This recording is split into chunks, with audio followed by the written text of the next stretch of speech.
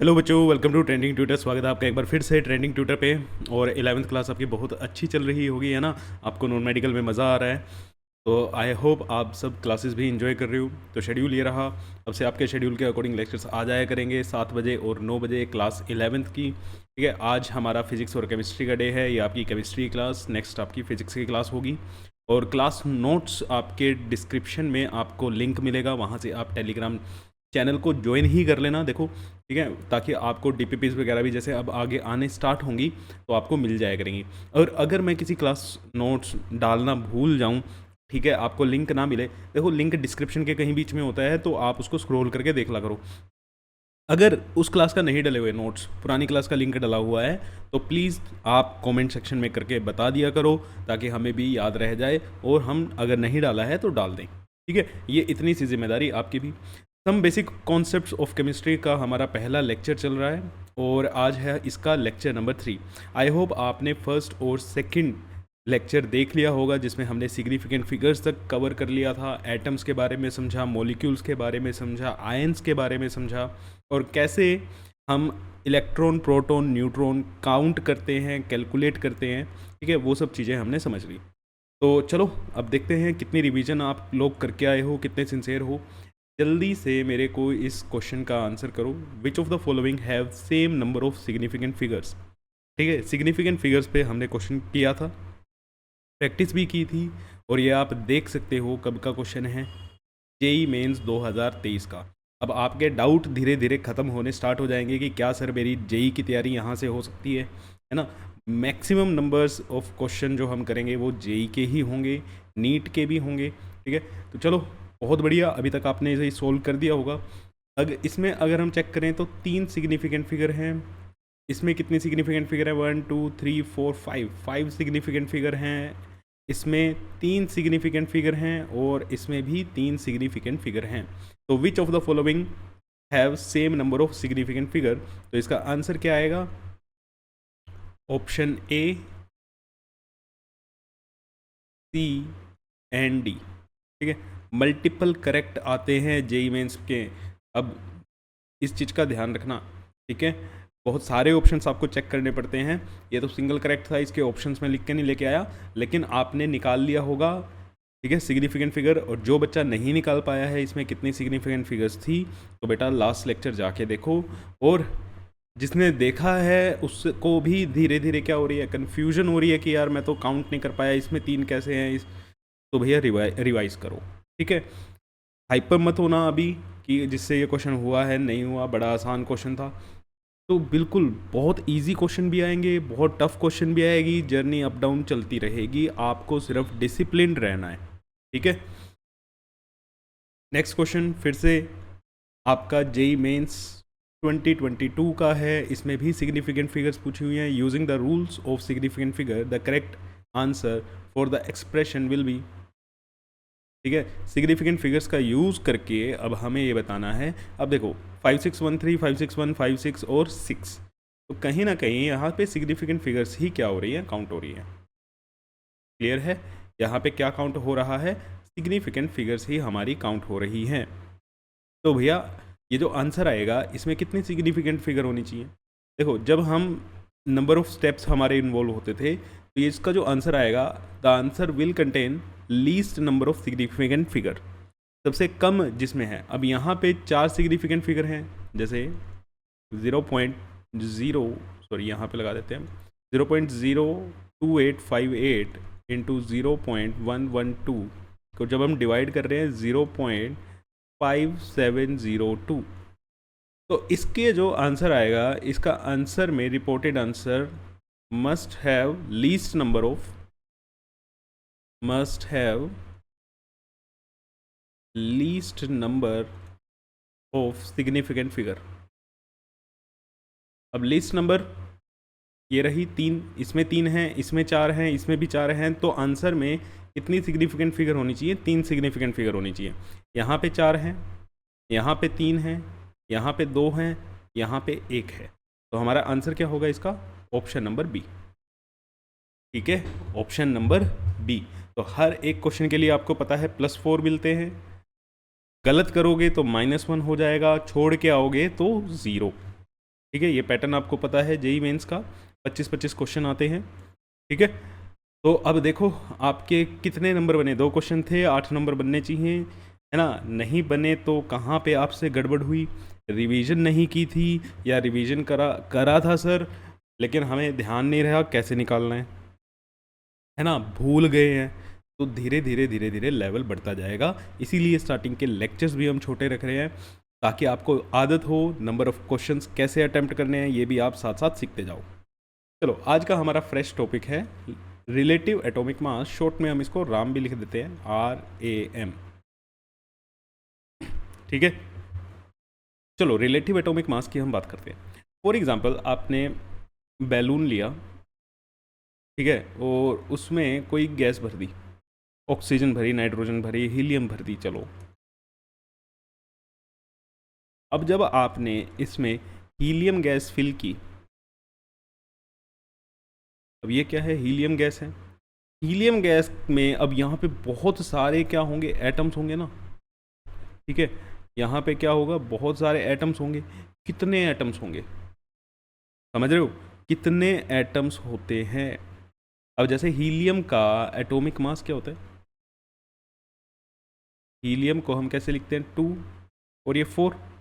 अब इसको जनरली अगर आप मास बोल रहे हो तो मास को हम ग्राम में रिप्रेजेंट करते हैं, मास की यूनिट क्या होती है, 1 ग्राम।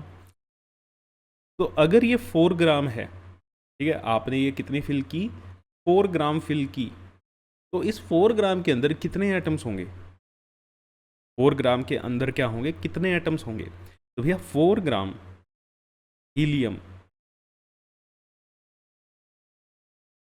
Has atoms is equal to 6.022 into 10⁻23। ठीक है, जिसे हम क्या बोलते हैं, एवोगैड्रो नंबर। इसे क्या बोला जाता है, एवोगैड्रोस नंबर। एवोगैड्रोस नंबर के बराबर होता है, शॉर्ट में हम इसको Na लिखते हैं।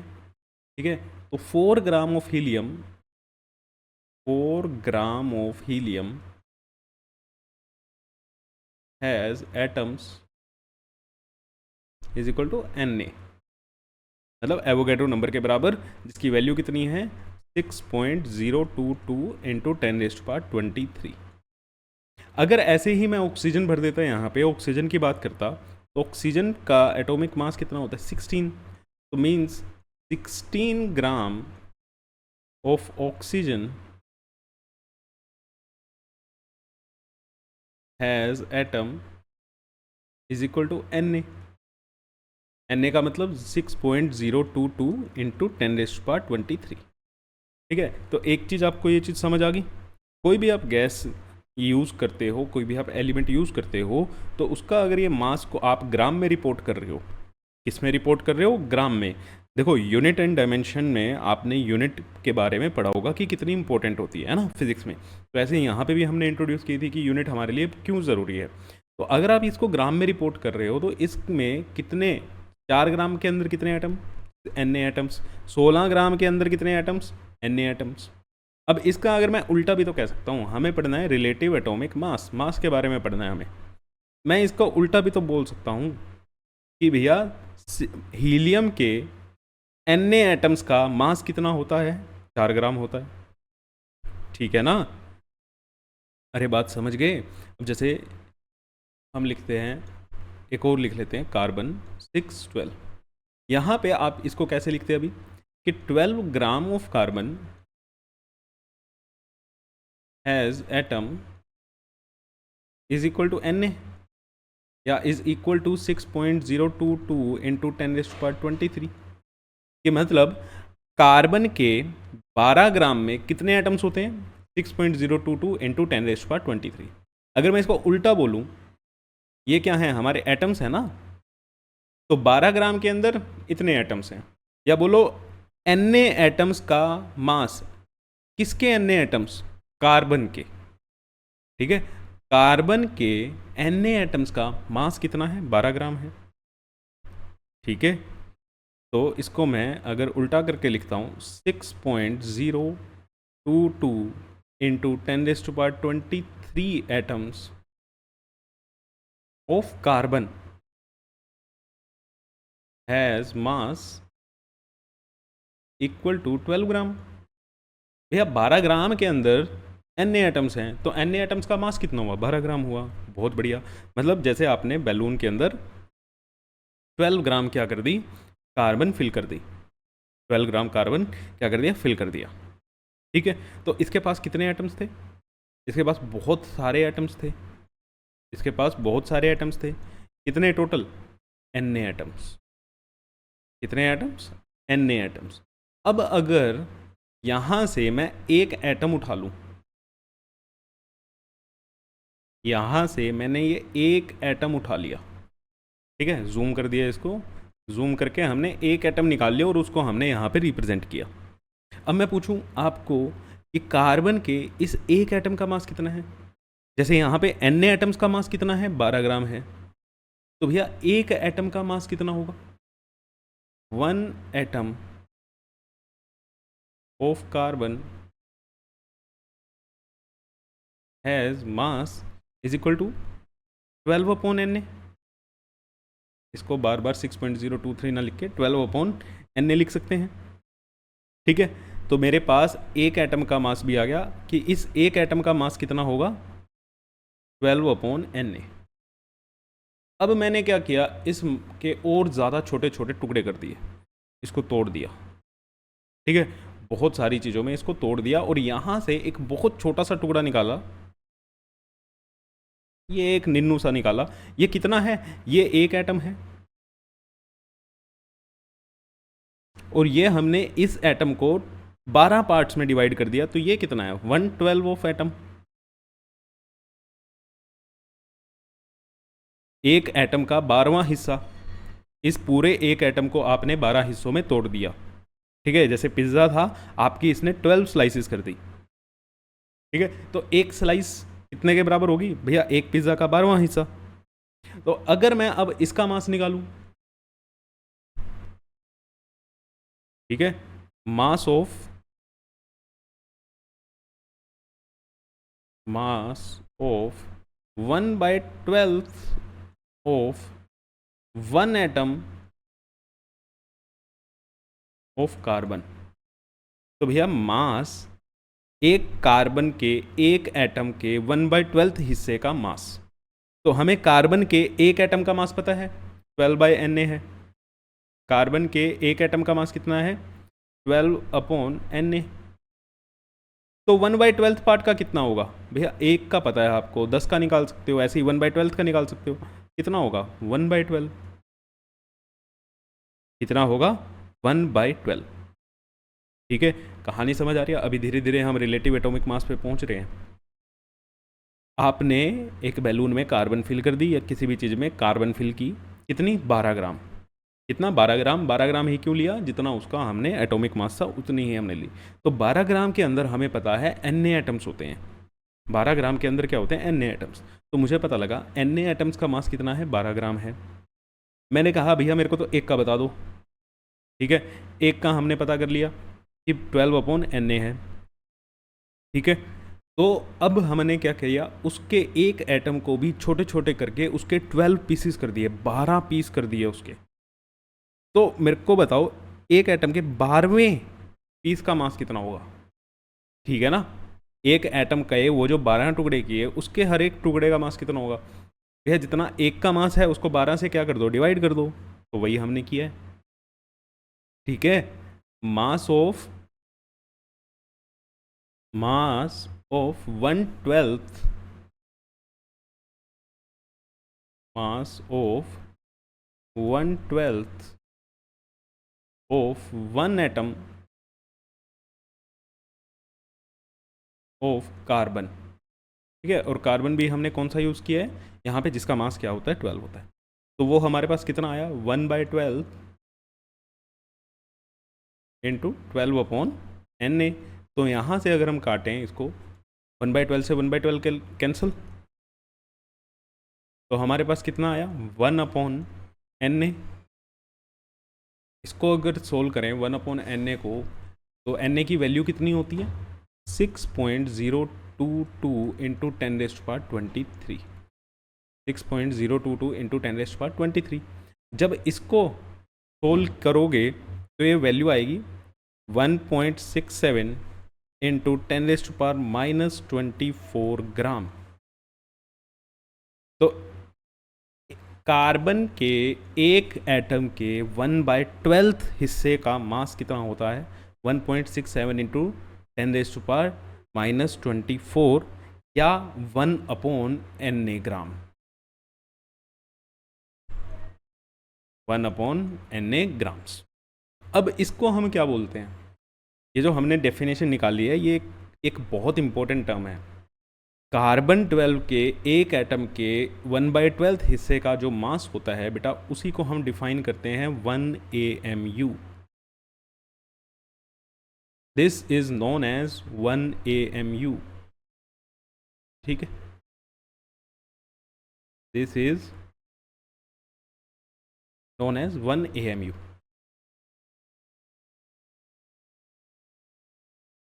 क्लियर? तो भैया अब आपसे 1 AMU मतलब एटॉमिक मास यूनिट। AMU का मतलब क्या है यहाँ पे? Atomic mass unit. देखो आज का जो टॉपिक होगा उसमें आप थोड़ा सा कंफ्यूज हो सकते हो चीज़ें समझने में, डेफिनेशन समझने में। तो अब 1 AMU को अगर हम डिफाइन करें, 1 AMU कितना होता है? ठीक है, व्हाट इज़ 1 AMU? तुमसे सीधा सीधा पूछा जाएगा what is 1 AMU। 1 AMU is the mass of 1/12 of 1 atom of carbon 12। 1 atom of carbon 12 जिसकी वैल्यू कितनी होती है? आप लिखो 1/Na या फिर 1.67 इंटू 10⁻24 ग्राम्स। ये मोस्ट इंपॉर्टेंट डेफिनेशन है आपकी। ठीक है, अब जब हमें 1 AMU पता लग गया तो अब हम आसानी से निकाल सकते हैं हमारे रिलेटिव एटॉमिक मास को। रिलेटिव एटॉमिक मास क्या होता है? रिलेटिव एटॉमिक मास और RAM, शॉर्ट में हम कैसे लिखेंगे? RAM is equal to mass of one atom,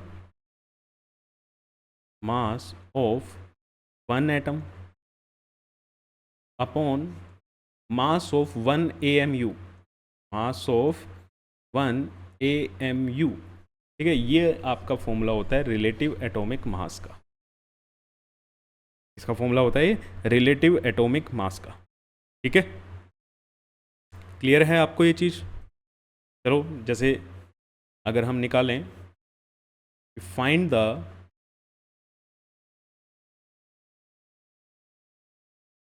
relative atomic mass of helium, helium का निकाल लेते हैं। अब रिलेटिव एटॉमिक मास क्या होता है? ठीक है, what is RAM? RAM is mass of one atom, mass of one atom upon mass of 1 AMU, mass of 1 AMU। अब यहाँ पे हमारे पास क्या है? हीलियम है, तो यहाँ पे मास ऑफ वन एटम किसका होगा? मास of one atom of helium, mass of one atom of helium. तो हीलियम के एक एटम का मास निकालना पड़ेगा। तो हीलियम को हम कैसे लिखते हैं? 2 4। तो हमें पता चला कि 4 ग्राम मतलब Na atoms of helium has mass is equal to 4 gram. भैया 4 ग्राम में Na एटम्स हैं, तो Na एटम्स का मास कितना हो गया? 4 ग्राम हो गया। हमें चाहिए एक एटम का मास। 1 एटम ऑफ हीलियम हैज मास, एक एटम में कितना होगा? 4/Na। कितना हुआ? 4/Na। तो हमारे पास हीलियम के एक एटम का मास आ गया, उसको 1 AMU से क्या कर देंगे? डिवाइड कर देंगे। तो relative atomic mass of helium क्या आया? 4/Na upon mass of 1 AMU, mass of 1 AMU, तो 4/Na, और एक AMU को हम कैसे लिखते हैं, 1/Na, Na से Na कैंसिल, तो relative atomic mass of helium is 4। ठीक है, रिलेटिव एटॉमिक मास क्या आ गया, 4। तो ये तो वही नहीं है, 2 4, हाँ यही होता है बेटा आपका रिलेटिव एटॉमिक मास। ठीक है, अब जैसे अगर मैं बात करूं ऑक्सीजन 8 16, ऑक्सीजन का रिलेटिव एटॉमिक मास क्या है, 16, लेकिन इसको रिपोर्ट किस में करेंगे, AMU में, या खाली U, इसको AMU लिखो या 4U लिखो। रिलेटिव एटॉमिक मास को एटॉमिक मास यूनिट में ही क्या किया जाता है, रिपोर्ट किया जाता है। जैसे ऑक्सीजन 816 है, तो यहाँ पे ऑक्सीजन का रिलेटिव एटॉमिक मास क्या होगा, 16 नहीं, 16 नहीं लिखना है, खाली 16U या 16 AMU। ठीक है, अब यहाँ से थोड़ी सी एनालॉजी और समझो। देखो कि जैसे अभी हमने लिखा रिलेटिव एटॉमिक मास, किसका लें, ऑक्सीजन का ले लेते हैं। इसका फॉर्मूला क्या बनेगा, मास of 1 atom of oxygen upon mass of 1 AMU, mass of 1 AMU। अब relative atomic mass of oxygen कितना आया, 16U, है ना, और ये एज इट इज़, अगर मैं इसको मास ऑफ 1 AMU यहाँ पे ले आऊँ, इनटू कर दूँ mass of 1 AMU is equal to में क्या रहेगा, मास ऑफ 1 एटम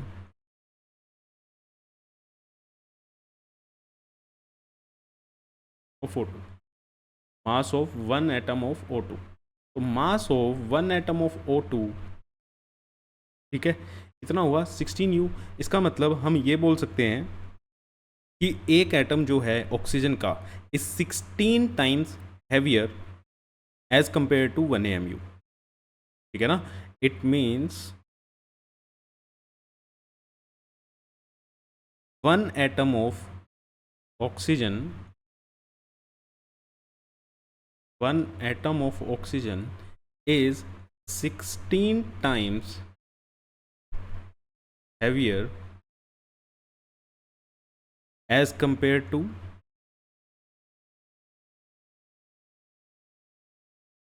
1 AMU। एक AMU से कितने गुना ज़्यादा मास है, 16 गुना ज़्यादा मास है। ठीक है, एक एटम का। क्लियर, क्लियर है। चलो एक और चीज़ देखो फिर, अगर हम बोलें find number of atoms in 176 AMU of oxygen, 176 AMU of oxygen. ठीक है, अब अभी अभी हमने सोल्व किया कि ऑक्सीजन का रिलेटिव एटॉमिक मास कितना होगा, 16U। तो मतलब 16U में कितने एटम्स हैं, एक एटम है। 16U में 16U या 16 AMU कुछ भी लिखो, है ना, 16U लिख सकते हो या 16 AMU लिख सकते हो of oxygen has atoms is equal to 1। एक एटम का है ना रिलेटिव एटॉमिक मास 16 AMU, तो मतलब 16 AMU में एक एटम है। हमें पूछा है 176 AMU में कितने एटम्स होंगे, 176 AMU में कितने एटम्स होंगे। भैया 16 में एक एटम है, एक AMU में कितने एटम्स होंगे, 1/16। तो ऐसे हमें कितने AMU गिवन है, 176। तो 176 AMU में कितने एटम्स होंगे, 1/16 इंटू 176। तो सोल्व करोगे तो कितना आंसर आएगा, 11 एटम्स। ठीक है, एक एटम का मास था ना 16 AMU, तो 11 एटम्स का मास कितना होगा, 176 AMU। क्लियर है बच्चे। क्लियर है? अब देखो, इस लेक्चर को आपको हो सकता है 2 बार देखना पड़ जाए, ठीक है? ये थोड़ा सा मतलब दिमाग सा ना इसमें कंफ्यूज हो जाएगा आपका, मैं पहले ही कह रहा हूँ। हो सकता है किसी को पहली बार में भी समझ आ जाए, बहुत अच्छी बात है। अदरवाइज़ इसको रिपीट कर लेना, इसको रिवाइज़ कर लेना 2 बार 3 बार, और जैसे जैसे मैं बोल रहा हूँ वैसे वैसे इसको बोलने की कोशिश करना।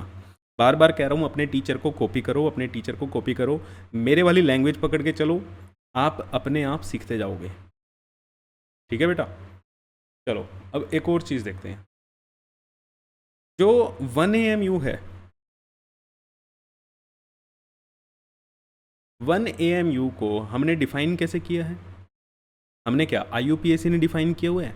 क्लास 10th में भी आपने IUPAC के रूल्स पढ़े थे नोमेनक्लेचर के। तो भैया IUPAC ने 1 AMU को डिफाइन किया हुआ है। 1 AMU को कैसे डिफाइन किया हुआ है? Mass of 1/12 of 1 atom of carbon. Carbon के एक एटम के 1/12 पार्ट का मास ही तो क्या है? AMU है। अच्छा, इसको IUPAC वाले को हम कन्वेंशनल स्केल बोलते हैं कि हमारे कन्वेंशनल स्केल पे जो AMU है वो कैसे डिफाइंड है? Mass of 1/12। अब कल को कोई आदमी आ जाता है, वो कहता है कि नहीं मैं तो मास चेंज करूँगा, ठीक है, मैं तो AMU की डेफिनेशन चेंज करूँगा, मुझे 1/12 का नहीं चाहिए, मुझे तो 1/24 का चाहिए, मुझे तो 1/36 का चाहिए, ठीक है, मैं तो वैसे करूँगा डिफाइन। तो अगर AMU की डेफिनेशन ही चेंज होगी, if definition of AMU is changed, कुछ भी हो सकता है ना, एक एटम से छोटा लेना है, 1 एटम का 10th पार्ट हो सकता है, 12th हो सकता है, 36 हो सकता है, कुछ भी हो सकता है। तो हम क्या कर लेते हैं, इसको मान लेते हैं कि 1/xth। हमें नहीं पता x की क्या वैल्यू है, x की वैल्यू 10 हो सकती है, मतलब एक एटम के 10वें हिस्से का मास, एक एटम के 20वें हिस्से का मास, 25वें हिस्से का मास, कुछ भी हो सकता है, ठीक है, of 1 atom of C12। Carbon 12 के एक एटम के, देखो कन्वेंशनल स्केल पे कितने पे डिफाइंड है? कार्बन 12 के एक एटम के 12वें हिस्से का मास। हमने क्या करा, कार्बन 12 के एक एटम के x हिस्से का मास, x कुछ भी हो सकता है, 10वां हिस्सा, 12वां हिस्सा। तो अगर ये डेफिनेशन चेंज हो जाए AMU की, ठीक है, डेफिनेशन अगर चेंज होगी तो बेटा आपका रिलेटिव एटॉमिक मास भी चेंज होगा, क्योंकि रिलेटिव एटॉमिक मास क्या है? मास of 1 atom upon mass of 1 AMU। अगर AMU ही चेंज हो गया, AMU ही चेंज हो गया तो रिलेटिव एटॉमिक मास भी चेंज होगा, ठीक है। तो यहाँ पे एक बहुत इंपॉर्टेंट चीज़ क्या लिखने जा रहा हूँ कि अगर ऐसा हो गया, बाय डूइंग सो, ऐसा करने से रिलेटिव एटॉमिक मास चेंज हो जाएगा, रिलेटिव एटॉमिक मास चेंजेस, ठीक है। अगर आपके AMU की डेफिनेशन चेंज हो गई तो आपका रिलेटिव एटॉमिक मास चेंज हो जाएगा। कैसे चेंज होगा, चलो देख लेते हैं। जैसे अभी अभी हमने पढ़ा हुआ है कि जो रिलेटिव एटॉमिक मास होता है कन्वेंशनल स्केल पे, रिलेटिव एटॉमिक मास, इसको मैं A से लिख रहा हूँ, ठीक है, relative atomic mass on conventional scale. Conventional scale मतलब IUPAC वाला स्केल जिसपे 1/12 हिस्से के मास को डिफाइन किया हुआ है। तो ये क्या है, मास ऑफ 1 एटम, एक एटम का mass upon mass of 1 AMU। अब 1 AMU कैसे डिफाइंड है? 1/12 ऑफ इंटू 12/Na। अब सर ये कैसे लिख दिया? तो देख लो यार, AMU की डेफिनेशन हमने निकाली है, AMU को सोल्व किया हुआ है। AMU कैसे आया? 1/12 इंटू 12/Na, ठीक है। पीछे जाके देखो, नोट्स बना रहे हो आप, नोट्स में देखो ये चीज़ है। अगर हम चेंज कर दें, ठीक है, relative atomic mass A dash लिखता हूँ on changing the definition, on changing the definition change कर दें तब क्या होगा, मास ऑफ वन एटम अपॉन, अब हमने x ले लिया था, ठीक है, इंटू 12/n है, तो ये इक्वेशन 1, ये इक्वेशन 2 जब आप डिवाइड करोगे, ठीक है, टू इक्वेशन 1 को इक्वेशन 2 से डिवाइड करोगे तो क्या आएगा बेटा आपके पास, देखो mass of one atom, mass of one, ये पहली चीज़ लेफ्ट हैंड साइड देखें तो a upon a dash equal to, इससे ये कैंसिल हो जाएगा, 12/n से 12/n कैंसिल हो जाएगा, तो यहाँ पे हमारे पास क्या बचेगा, 12/x, तो यहाँ पे न्यू रिलेटिव एटॉमिक मास अगर हम निकालें a डैश की वैल्यू तो वो क्या आएगी, a into x/12, a into x/12, तो a डैश क्या है, new relative atomic mass, new relative atomic mass, A क्या है हमारे पास, atomic relative atomic mass on conventional scale, relative atomic mass on conventional scale, तो अब हमें सीधा सीधा क्या चाहिए, अगर हमारे पास ये पता चल जाए कि हमने AMU की वैल्यू कितनी चेंज की है तो हम निकाल सकते हैं। जैसे क्वेश्चन लिखते हैं एक, find new relative atomic mass of nitrogen if 1 AMU is defined as 1/48th of 1 atom of C12 and relative atomic mass of nitrogen on conventional scale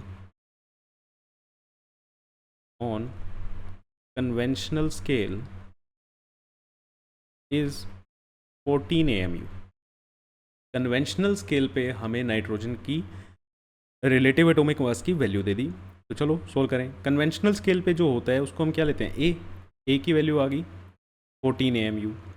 हमें निकालना है ए डैश की वैल्यू क्या होती है, a इंटू x/12, x की value क्या होगी, देखो कंपेयर करो, हमने 1/x कहा था, इन्होंने क्या कहा है 1/48, तो मतलब यहाँ से x की वैल्यू कितनी आई 48, x की वैल्यू कितनी आई 48, तो a की वैल्यू पुट करें 14 इंटू 48/12, तो 12 4 ज़ा 48 और 14 4 ज़ा 56 AMU। तो अगर आपने, ठीक है, AMU की डेफिनेशन चेंज कर दी होती, अगर कन्वेंशनल स्केल पे नाइट्रोजन का मास 14 AMU था, तो डेफिनेशन चेंज करने पे जब आपने 1/48 किया AMU को, तब उसका एटॉमिक मास कितना आ रहा है 56 AMU, 56 AMU। तो आई होप आपको रिलेटिव एटॉमिक मास समझ आ गया है, रिलेटिव एटॉमिक मास क्या होता है, ठीक है। अब ऐसे ही दो छोटी छोटी सी टर्म है हमारे पास, एब्सोल्यूट एटॉमिक मास और ग्राम एटॉमिक मास। आज हम ये तीनों के बारे में ही पढ़ेंगे, ठीक है, और इस लेक्चर को बहुत ज़्यादा रिवाइज करके आना, यहाँ से काफ़ी क्वेश्चन बनते हैं, ठीक है, और इसके बाद हमारा मोल कॉन्सेप्ट स्टार्ट हो जाएगा। चलो नेक्स्ट हेडिंग डालते हैं, एब्सोल्यूट एटॉमिक मास। अगर कोई डाउट है तो बेटा कमेंट सेक्शन में कर देना, ठीक है। एब्सोल्यूट एटॉमिक मास क्या होता है, देखो रिलेटिव एटॉमिक मास जब आप निकाल रहे हो, रिलेटिव एटॉमिक मास को आप कोई वैल्यू आएगी और उसको क्या बोल रहे हो, इतने AMU या U, ठीक है। रिलेटिव एटॉमिक मास क्या होता है, मास of one atom, relative atomic mass is mass of one atom in AMU। AMU में कितना मास होता है, जैसे अभी आपने लिखा है हीलियम 24, ये एक एटम है हीलियम का, तो इसका रिलेटिव एटॉमिक मास क्या है 4U। तो एक एटम का मास जब हम उसकी कौन सी यूनिट लगाते हैं, AMU, एटॉमिक मास यूनिट में काउंट करते हैं, तो उसको हम क्या कहते हैं, रिलेटिव एटॉमिक मास। अब ऐसे ही एब्सोल्यूट एटॉमिक मास क्या होता है? एब्सोल्यूट एटॉमिक मास, एक एटम का मास होता है ग्राम में। Absolute atomic mass is mass of one atom in gram. ठीक है, एब्सोल्यूट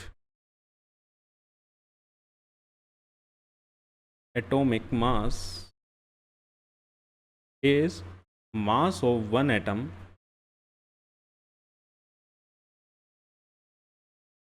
इन ग्राम। ठीक है, ग्राम में।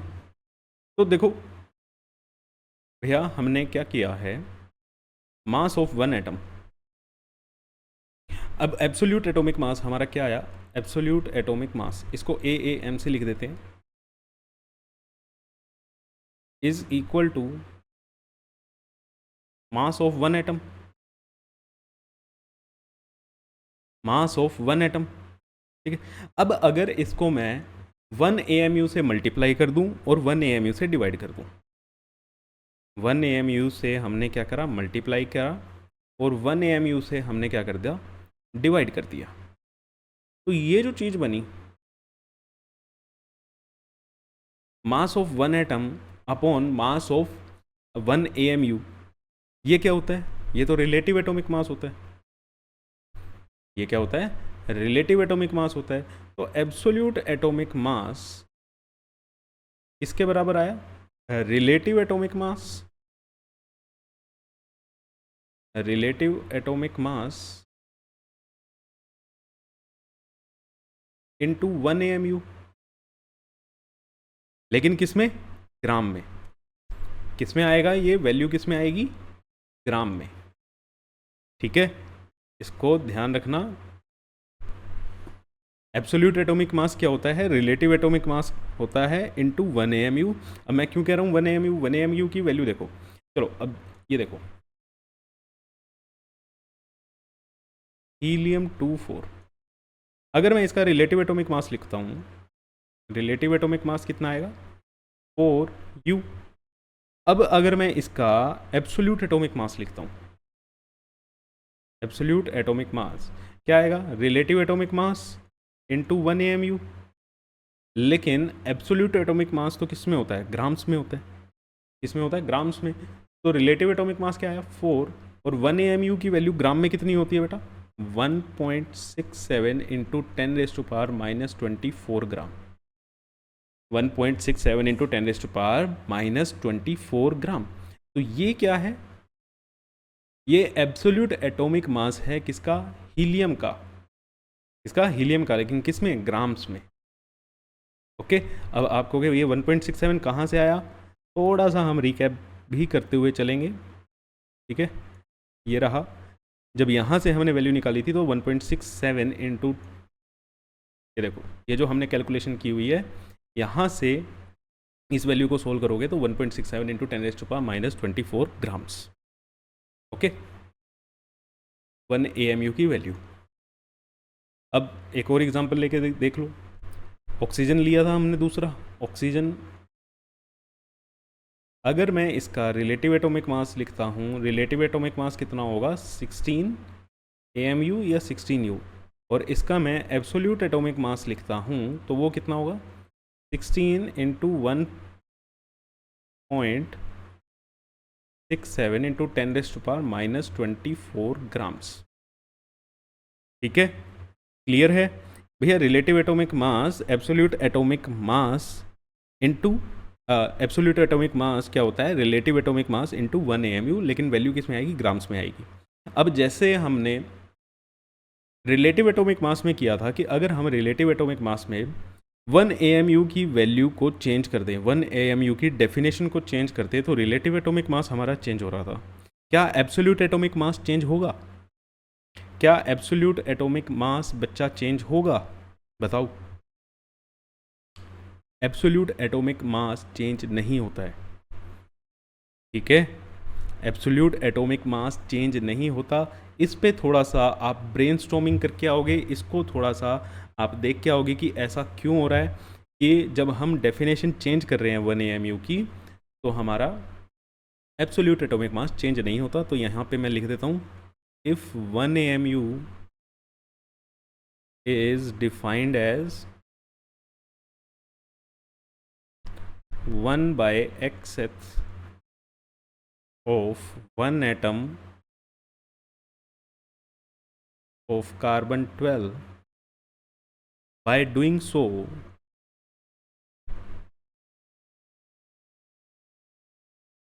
absolute atomic mass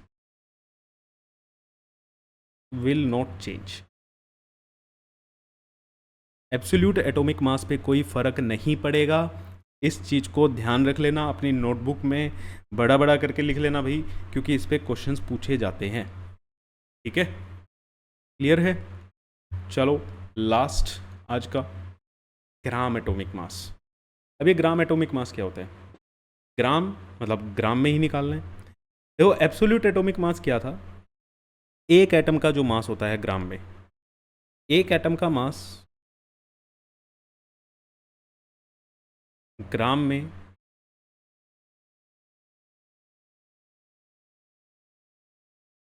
वो होता है हमारा एब्सोल्यूट एटॉमिक मास। लेकिन एक एटम की जगह अब हम Na एटम्स का निकाल लें, Na एटम्स का मास ग्राम में, तो वो होता है हमारा ग्राम एटॉमिक मास। ठीक है, तो ग्राम एटॉमिक मास क्या होता है? Gram atomic mass is the absolute mass of Na atoms. ठीक है, gram atomic mass is the absolute mass of Na atoms in gram. तो ग्राम एटॉमिक मास को मैं कैसे लिखूं? Gram atomic mass is equal to absolute atomic mass into Na। भैया एक atom के मास को ग्राम में क्या कहते हैं? एब्सोल्यूट एटॉमिक मास कहते हैं ना। तो Na एटम्स के लिए क्या हो जाएगा? एक एटम का मास इनटू Na, इसमें ग्राम्स में। तो यहाँ से अब इसको और क्या लिख सकते हो आप? Relative atomic mass into 1 AMU। Absolute atomic mass को relative atomic mass into 1 AMU लिख सकते हो, और ये Na एज इट इज़। अब 1 AMU और Na कैंसिल हो जाएगा। या देखो रिलेटिव एटॉमिक मास 1 AMU को हम कैसे लिख सकते हैं? Na, और ये रहा Na से Na कैंसिल। तो मेरा जो ग्राम एटॉमिक मास आया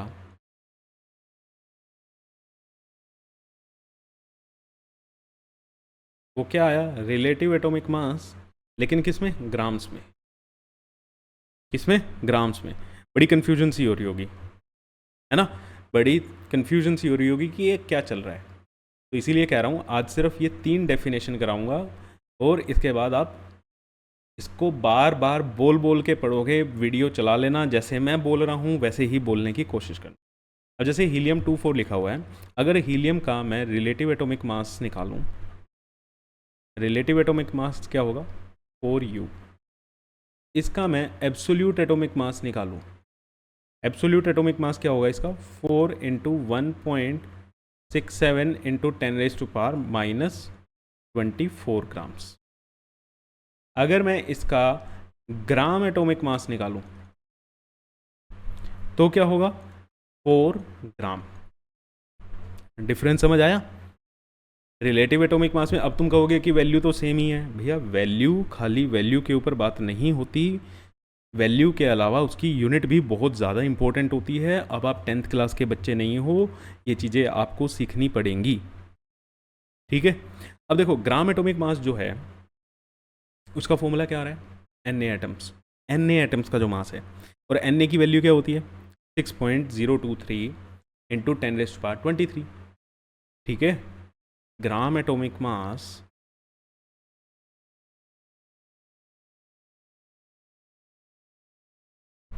क्या है? मास ऑफ Na एटम्स।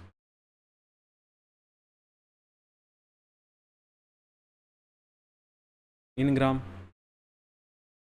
Na की वैल्यू क्या होती है?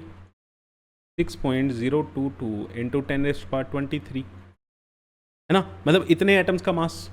अगर Na में इतने एटम्स ही चेंज हो जाएं, अगर हम Na की डेफिनेशन ही चेंज कर दें, Na की वैल्यू ही चेंज कर दें, तो ग्राम एटॉमिक मास भी क्या हो जाएगा, चेंज हो जाएगा, होगा ना? समझ आई बात? तो चलो यहीं पे लिख देते हैं, if definition of Avogadro number, if definition of Avogadro number is changed, मान लो चेंज करके हमने क्या कर दी, Na डैश कर दी, तो इससे क्या होगा, ग्राम एटॉमिक मास चेंज हो जाएगा, then gram atomic mass will change. ठीक है, क्लियर है भैया, क्लियर है ये चीज़? चलो एक क्वेश्चन कर लेते हैं इस पर, फिर आपको और ज़्यादा क्लियर हो जाएगा। If Avogadro's number is defined as 6.022 into 10 raised to power 25, then find new gram atomic mass of nitrogen।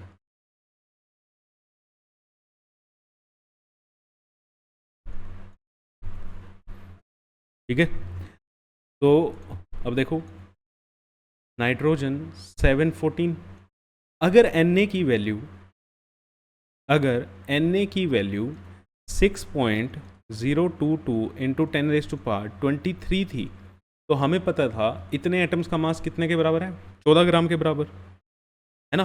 तो मीन्स मेरे को ये पता था कि 6.022 into 10 raise to power 23 atoms of nitrogen has mass equals to 14 gram. ठीक है, starting में भी यही किया था जब हमने AMU की डेफिनेशन सीखी थी। तो एक एटम का मास कितना होगा, 14/6.022 इंटू 10 रेज टू पावर 23। हमारे पास कितने हो गए atom, 6.022 into 10 raise to power 25 atoms हैं हमारे पास। तो इतने एटम्स का मास कितना होगा, 14/6.022 into 10 raise to power 23 into 6.022 into 10 raise to power 25। तो ये कितना आ गया बेटा, 1400। इससे ये cancel, 10 raise to power 25, 23, 10 raise to power 2 बचेगा, 14 into 10 raise to power 2 is 1400 gram. ठीक है, 1400 ग्राम्स। तो क्लियर है ये चीज़, आई होप ये चीज़ आपको क्लियर है, तीनों की तीनों डेफिनेशंस आपको क्लियर होगी होंगी, और आपके 2 JEE के क्वेश्चंस भी ठीक होंगे। ठीक है, तो जैसे जैसे मैं कह रहा था, अभी इंट्रोडक्शन चल रही है चैप्टर की, अभी चैप्टर स्टार्ट हो रहा है। धीरे धीरे जब आप चैप्टर में घुसेंगे, नए कॉन्सेप्ट्स आएंगे, तब हमारे क्या होंगे, JEE के क्वेश्चन करना स्टार्ट कर देंगे हम। मेरे को हर सब्जेक्ट में आप 1 वीक तो दो। ठीक है, जब मतलब 1 वीक का मतलब जब आपके 5-6 लेक्चर आ जाएं, ठीक है, हर एक सब्जेक्ट के आपके 5-6 लेक्चर आ जाएं, उसके बाद हमारे JEE के क्वेश्चन करना धीरे धीरे स्टार्ट होंगे, क्योंकि कुछ कॉन्सेप्ट्स हम कवर कर लेंगे। ठीक है बच्चे, तो इसी के साथ मिलते हैं आपसे नेक्स्ट क्लास में। तब तक के लिए क्या करना है आपको पता है ना, लाइक करना है, सब्सक्राइब करना है, शेयर करना है। आज हमने क्वेश्चन किए, ठीक है, JEE के क्वेश्चंस किए थे, और हमने क्या सीखा, रिलेटिव एटॉमिक मास, एब्सोल्यूट एटॉमिक मास और ग्राम एटॉमिक मास। ये 3 चीज़ें आज हमने पढ़ी। तो इन 3 चीज़ों को याद करोगे, लर्न करोगे, समझोगे कि क्या होती हैं। ठीक है, और मिलते हैं आपसे नेक्स्ट क्लास में, और रिवीजन करके आना। ऐसे ही हर क्लास में कोशिश करूँगा कि मैं पिछली क्लास के क्वेश्चंस लेके आऊँ। ठीक है, थैंक यू।